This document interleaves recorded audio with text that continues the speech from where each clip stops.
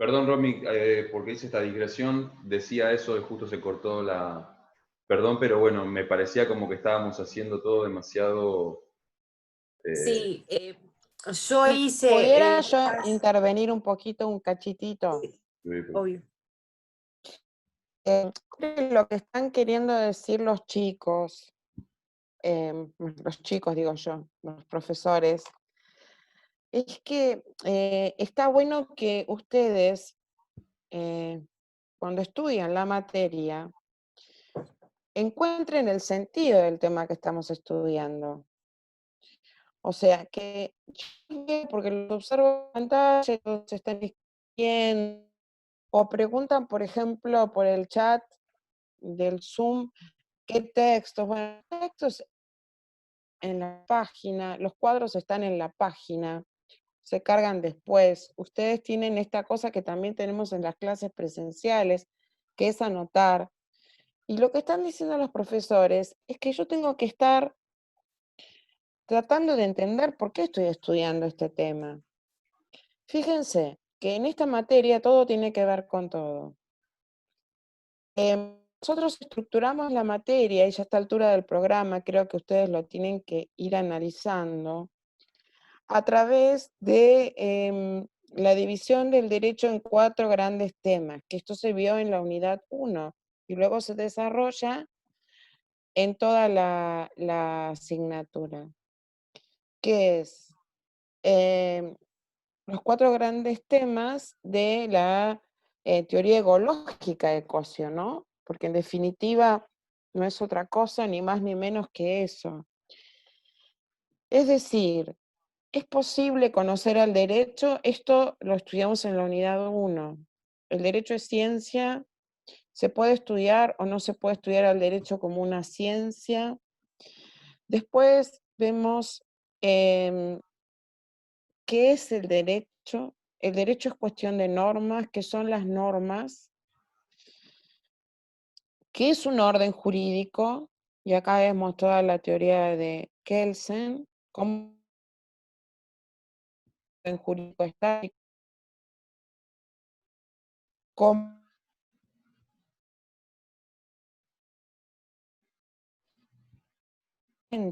una concepción de orden jurídico a través de la concepción kelseniana, ya lo pasamos hasta la unidad 6, y a partir de allí vienen 2 conceptos distintos. Un concepto es que es fuentes del derecho, es decir, de dónde surge, de dónde emana el derecho, y ahí estudiamos 2 unidades, cuáles son las fuentes del derecho, y por otra rama, ¿qué es la interpretación del derecho? Y esto es un poco lo que estaba interpretando, porque estamos hablando, pero estamos entendiendo qué es de lo que estamos hablando.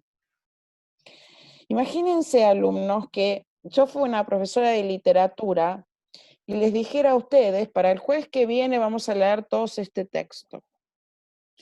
Y el jueves que viene hacemos acá una clase y damos la palabra a los alumnos y un alumno dice, bueno, yo leí este texto y le encontré este sentido. Y va a venir otro alumno y va a decir, yo leí este texto y le encontré este otro sentido. Una cosa, el otro interpretó otra cosa, el otro interpretó otra cosa, porque cada uno interpretó de acuerdo a estos principios, estas convicciones personales que tiene, ¿no? A estas influencias de su pensamiento, tal vez a sus creencias, a sus necesidades. Y entonces dije, bueno, a mí me interesó esto. Es como cuando uno sale de ver una película. Y bueno, y uno cuando ve una película normalmente le busca el sentido a esto que vio en una pantalla o una serie, y tiene mucho que ver la subjetividad, ¿eh? Entonces a lo mejor Sebastián interpretó una cosa y Romina interpretó otra y yo interpreté otra y nos sentamos, y esto se ve cuando uno sale del cine, ¿no? Y comienza a conversar y escucha que las personas dicen, sí, me gustó por esto, me gustó, y resulta que no advierte que hay distintos criterios operativos. Hecho, lo que nos no, acá hay una norma, no es como leer un libro, que vos interpretaste una cosa y que vos interpretaste otra, porque criterios de una interpretación que no esté encausada bajo un método determinado, crea inseguridad jurídica. Entonces, el intérprete, que en definitiva, ¿quién es el intérprete? El intérprete, ¿quién es el jurista? El jurista es el abogado. El intérprete por naturaleza es el juez, como dijo Sebastián.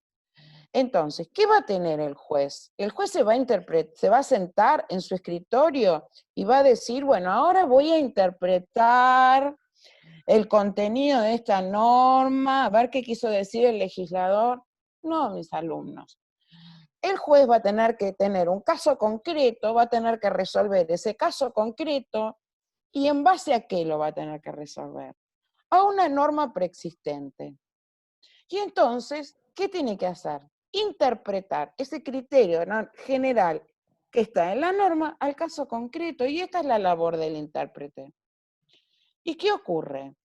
Ocurre que a veces ese texto es muy claro, entonces el juez no tiene que otra cosa que hacer que aplicar ese texto, esa norma, al caso concreto. Pero a veces, en el derecho, las cosas no son 1 más 1 es igual a 2. Tampoco lo es en la medicina, tampoco lo es en las ciencias exactas. Fíjense que cada día nos damos cuenta que los paradigmas van cambiando, aún en las ciencias más estrictas y más exactas, cambian los paradigmas. Imagínense en la ciencia. A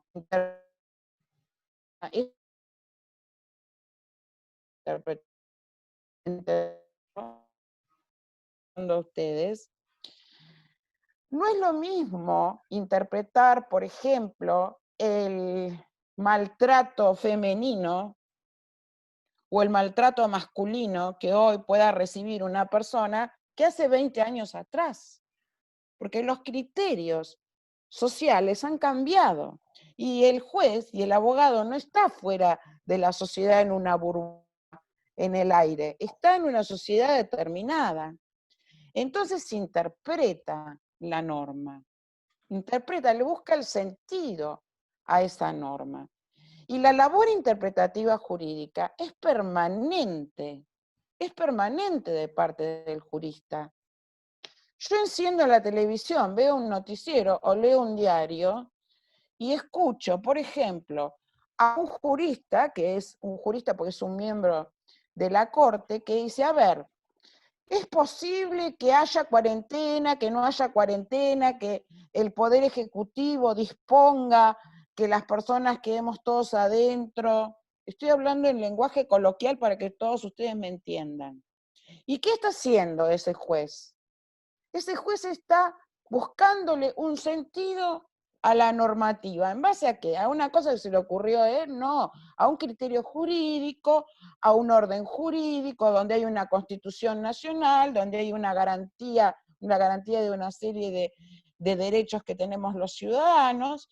Y bueno, y entonces ahora, por darles un ejemplo de interpretación jurídica, ahora los juristas están interpretando y están diciendo, a ver, el valor salud es el salud física, porque la salud también es la salud mental, es la salud psicológica, un montón de cuestiones hacen a la salud.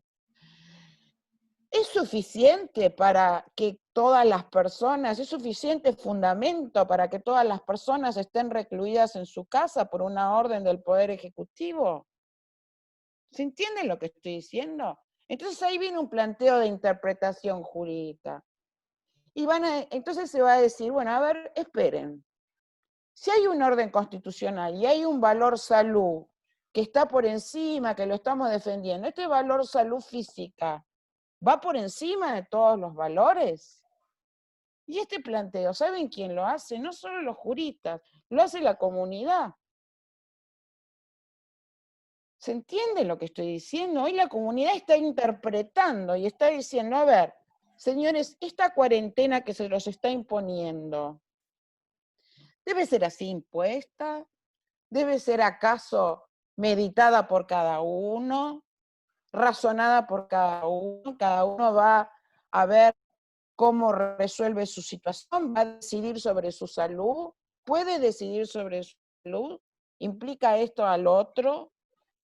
Si yo tomo las normas correspondientes de aislamiento, ¿necesito quedarme en mi casa o me dejan en mi casa porque yo soy irresponsable y no sé adecuarme a las normas de aislamiento?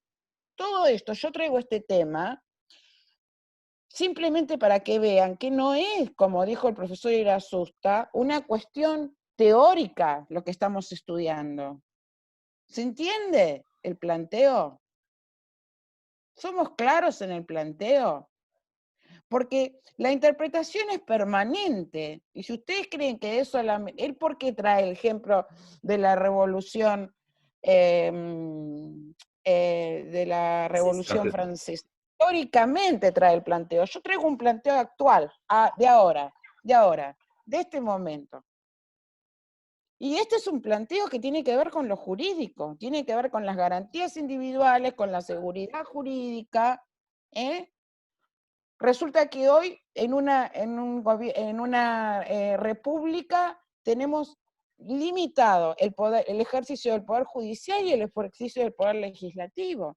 Y esto hoy los juristas se lo están planteando.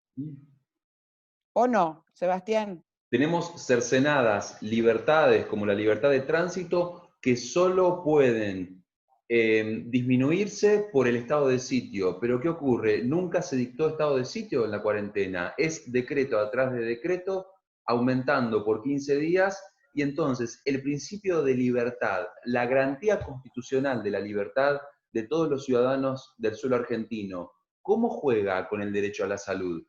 ¿Sí? Y si en mi pueblo no hubo ningún caso de coronavirus y todavía no me habilitan, ¿cómo juegan estos principios? Todas las discusiones que ustedes puedan tener son... ¿Entienden lo que estamos diciendo?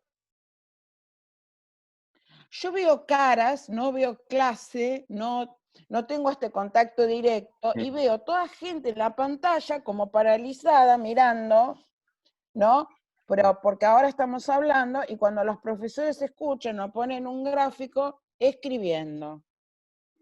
Y a mí me da la sensación que acá lo que falta, de verdad les digo, es que los instemos a razonar. Que se ubiquen un poco de lo que estamos diciendo, porque no estamos hablando de entelequias. Para la semana que viene, abstractas, cosas abstractas, sí. ¿Qué le parece para la semana que viene, además de la consigna que les dio Romina acerca de interpretación de Ross, que ella va a subir un artículo, vamos a organizar y van a analizar acerca de la cuarentena, si corresponde o no corresponde el mantenimiento de la cuarentena, y lo van a tener que fundamentar en algún principio constitucional que encuentren en la Constitución Nacional. Lo vamos a tomar la semana que viene y me van a tener que fundamentar muy bien y me van a tener que decir qué criterio interpretativo han aplicado, ¿sí? Y cualquier otro tema de la materia para solucionar el tema. Escríbanlo en una carilla de Word.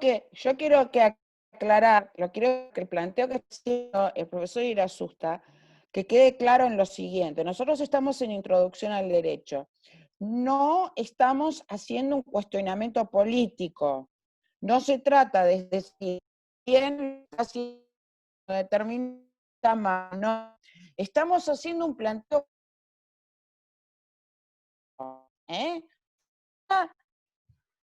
este momento puede ser pirulo, pirula o pichulo, el que sea. Estamos haciendo exclusivamente un planteo jurídico. Eso es lo que él le propone. ¿Por qué, por ejemplo, una comunidad, perdóname, Sebastián, no, por favor, una comunidad, como dijo Sebastián, que no tiene casos afectados de coronavirus, está cerrada? No puede, por ejemplo, ejercer las personas ninguna actividad. Y por ¿Qué razonamiento? Se dijo, bueno, vamos a determinar, es justamente en razón de interpretar qué cuestiones que tienen que ver con lo jurídico, ¿eh? ¿Se entendió cuál es el planteo? Que si no, ustedes estudian el método exegético, el método gramatical, miren, yo vivo discutiendo con colegas míos, por ejemplo, nosotros ahora tenemos, a partir del decreto de necesidad y urgencia que estableció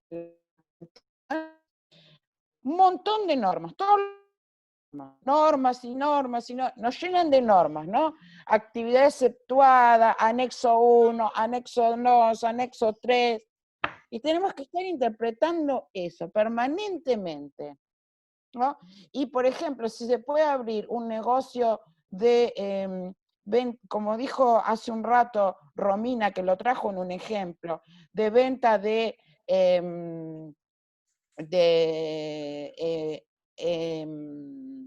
cuestiones esenciales como son la alimentación. ¿Qué tipo de alimentación? Esta es una interpretación jurídica.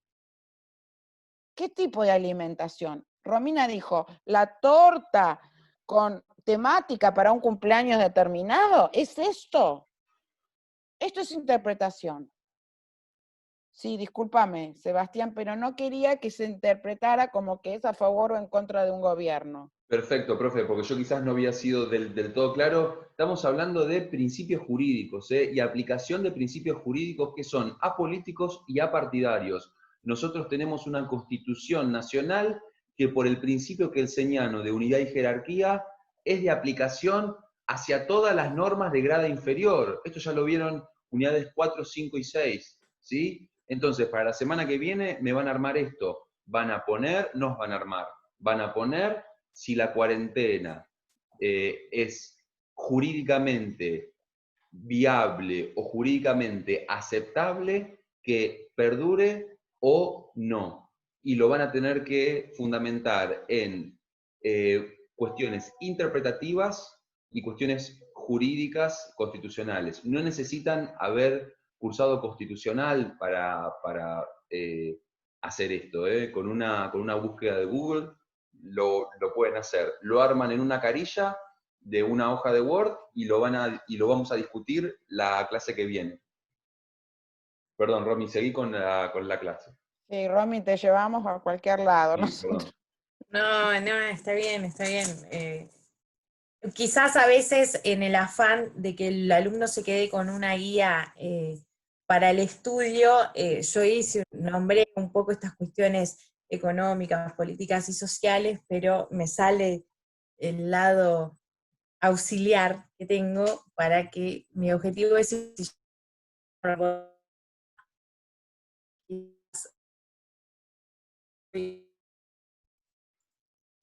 a no hacer estos planteos por ahí de manera tan subjetiva. Nos quedan 20 minutos, así que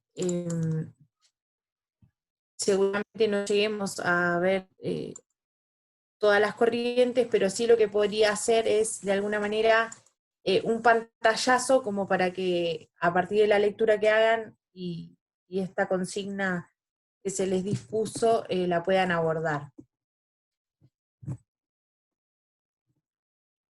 Después, siguiendo un poco con la parte teórica y a dónde hacer hincapié en estos métodos, yo les dije que acá seguí el libro de Cosio. ¿Y por qué les digo? Porque él entiende que el método dogmático consta de 3 etapas.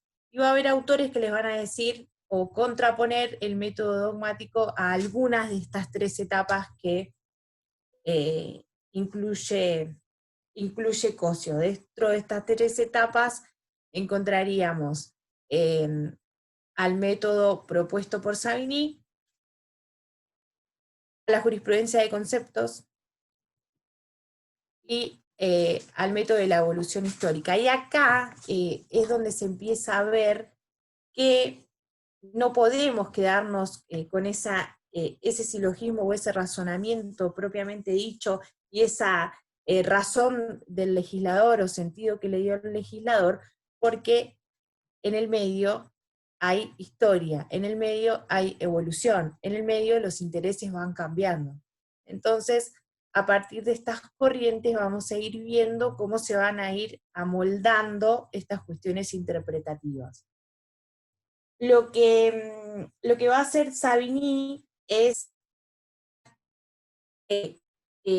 o es referenciar que la interpretación tiene, o en la interpretación intervienen 4 elementos, ¿sí? Para poder determinar la razón, la ratio legis o la razón de la ley, tenemos que tener en cuenta 4 elementos. No solo podemos hacer hincapié en lo gramatical, sino también que necesitamos del elemento lógico, ¿sí? De estas deducciones de las que venimos hablando, por eso seguimos estando dentro del intelectualismo, del elemento histórico, ¿sí? Porque el sentido tiene que ver con el contexto, con la ocasión en que se dicta y se crea esa norma, y también del elemento sistemático, y esto es ver a la norma dentro del ordenamiento jurídico y a la norma en relación, ¿sí? Con el resto del ordenamiento.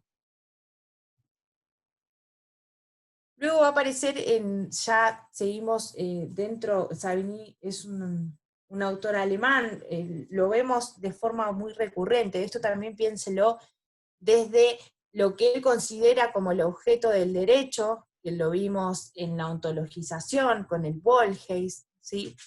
Con ese espíritu del pueblo. Lo que se interpreta no es el espíritu del pueblo, sino la normativización de ese espíritu del pueblo, ¿sí?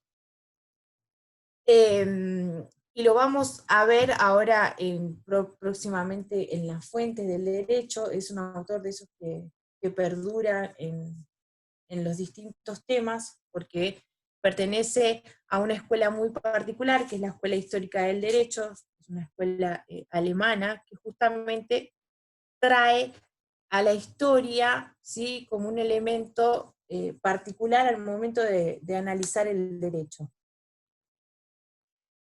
Luego hablamos como una corriente que se puede considerar dentro del dogmatismo, ¿sí? A la jurisprudencia de conceptos.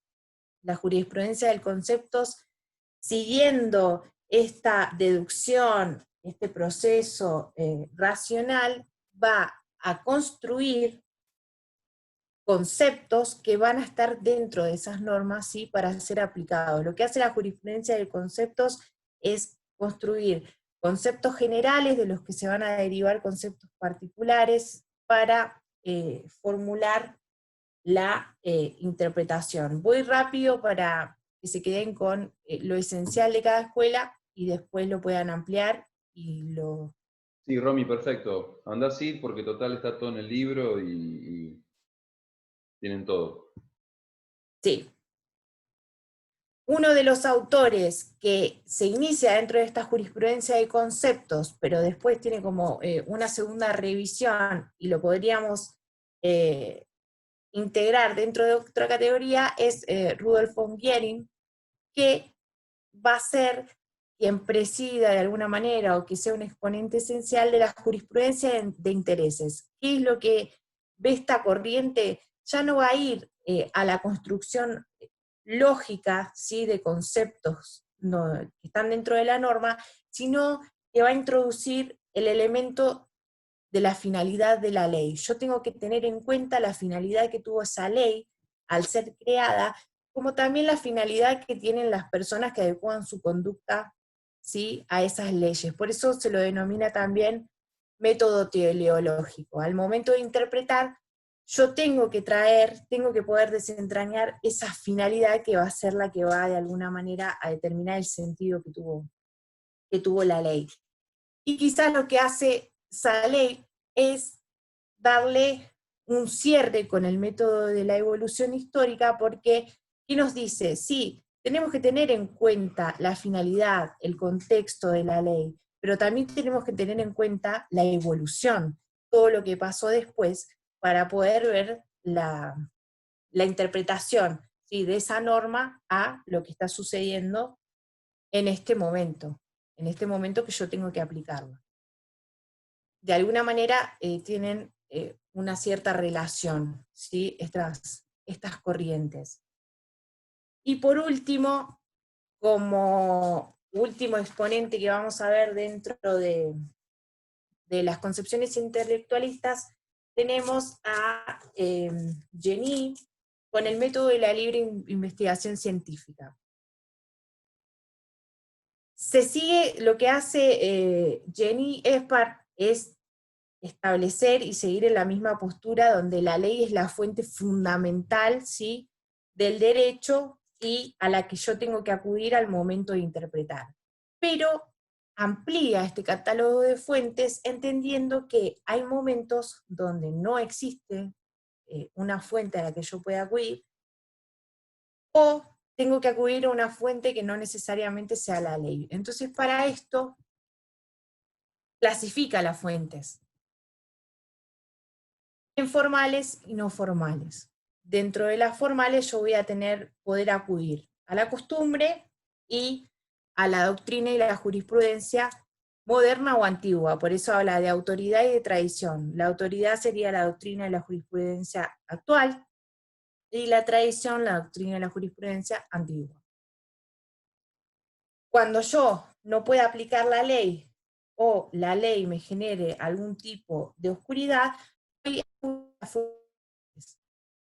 de suceder que no haya ninguna fuente formal que yo pueda aplicar para poder interpretar el sentido de esa ley, voy a acudir justamente a lo que se constituye como la innovación que hace este autor, que van a ser las fuentes no formales. Este método de la libre investigación científica apunta a encontrar elementos objetivos que van a derivar de la naturaleza positiva de las cosas. Y si yo les hablo de encontrar elementos, ¿sí?, que van a derivar de un orden natural de las cosas, estoy hablando de una postura jus naturalista. No sé si lo alcanzan a divisar. Tiene algo así como un naturalismo escondido esta teoría. Entonces, esta es la innovación de la que parte o la que aporta este autor. Hasta acá vamos, soy clara, ¿hay algo que no se haya entendido? Bien. Yo más que nada, Romina, Sí. insisto en que los alumnos traten de encontrarle una a esto. Y, Yo les las para que después trabajemos la parte práctica. muy bien.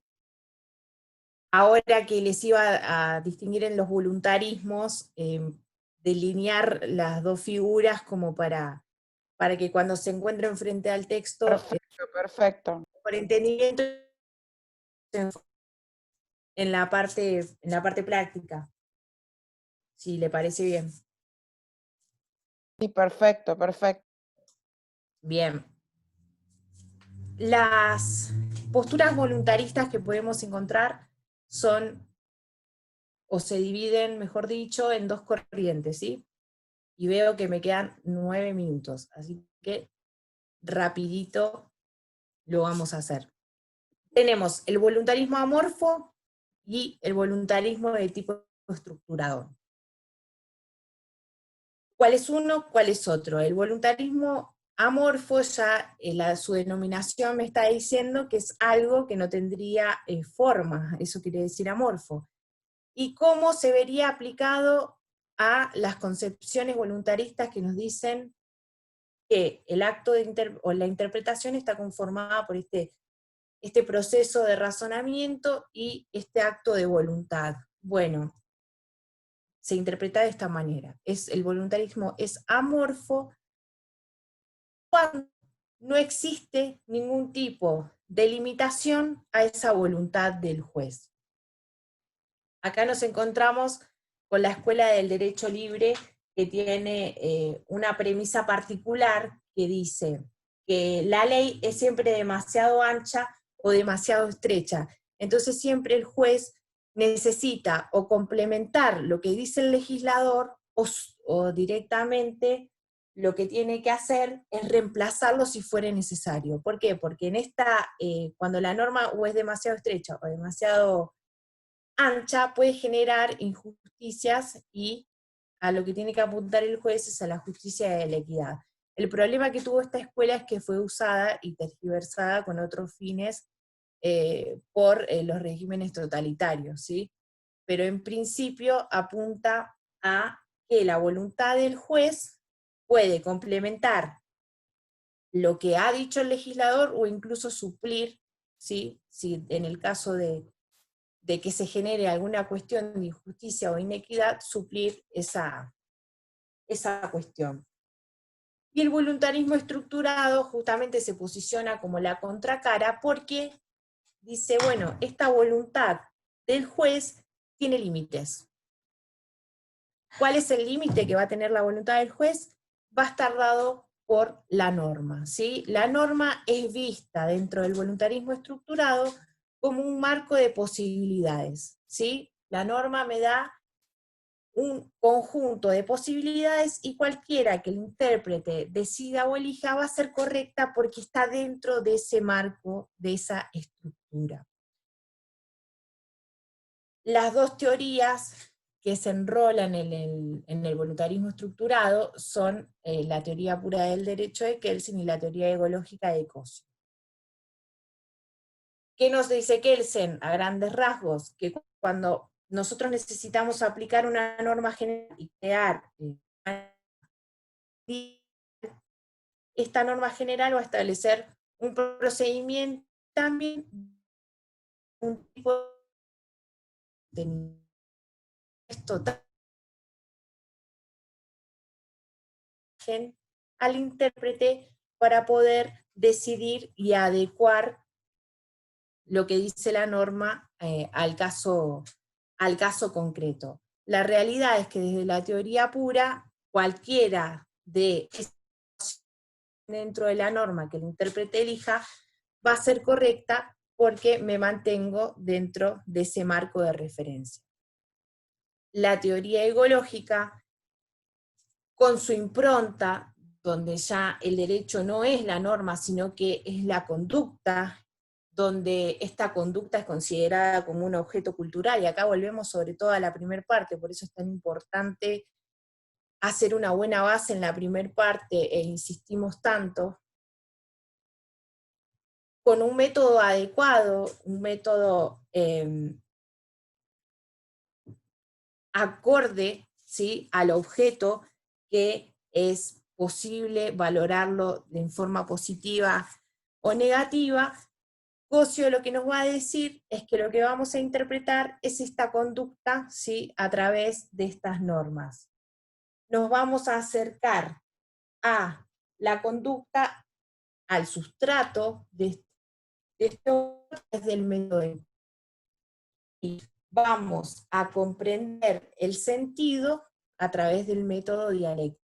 Particularidad o qué es lo que nos dice Cosio en este caso, que si bien tenemos un marco de referencia, un marco de opciones, va a haber una de esas posibilidades que va a contener el máximo de justicia, que es lo que se denomina la mejor situacional. ¿Cómo llego a la mejor situacional? Haciendo este pasaje dialéctico del sustrato al sentido, del sentido al sustrato, para poder comprender la conducta, ¿sí?, al sentido valioso la norma. De esta manera cerramos a grandes rasgos las concepciones voluntaristas y sus distinciones.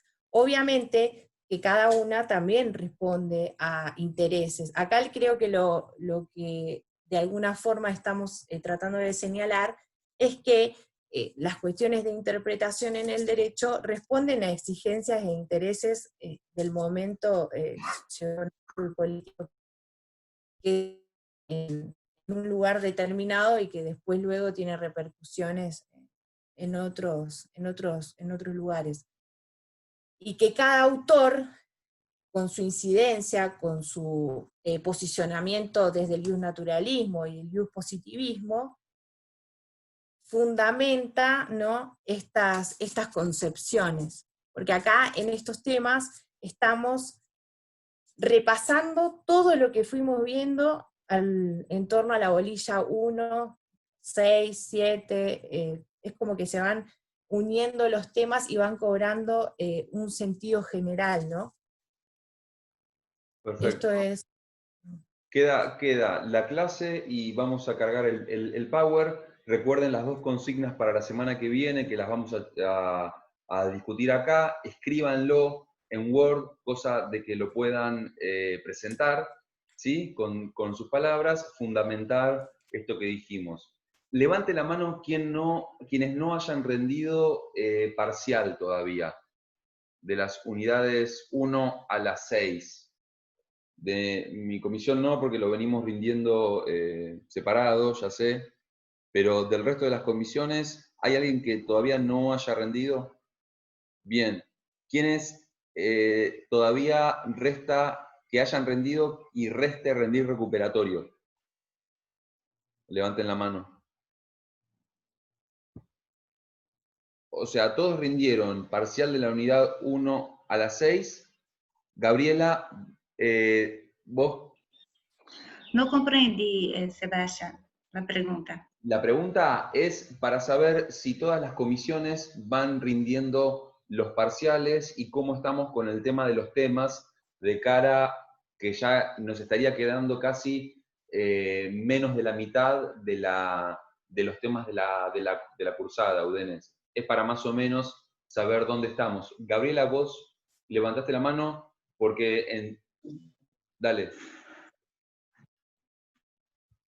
Se fue cortado, pero recuperatorio del primer parcial. Bien, falta Listo, está claro, casi todos ya rendieron parcial y recuperatorio, eso quería saber. Nos vemos la clase que viene con la aplicación práctica. Vean todo lo que podemos aplicar al respecto, analicen la situación, vean situaciones puntuales que se están dando, por ejemplo, una comunidad religiosa que festeja un matrimonio frente al ámbito de la pandemia, en qué se basa, cómo interpreta la norma, qué es lo que está pasando en esta cuarentena y en esta pandemia, de acuerdo a lo que ustedes pudieron ver o escuchar estos últimos días, aplicando estos métodos de interpretación, ¿de acuerdo? Nos vemos entonces el jueves que viene. Nos vemos el jueves que viene, estudien. Muchas Chao, gracias. chicos, gracias Romina, gracias. Adiós. No, por favor. Gracias por tu clase, excelente. Chau, chau. Adiós. Adiós.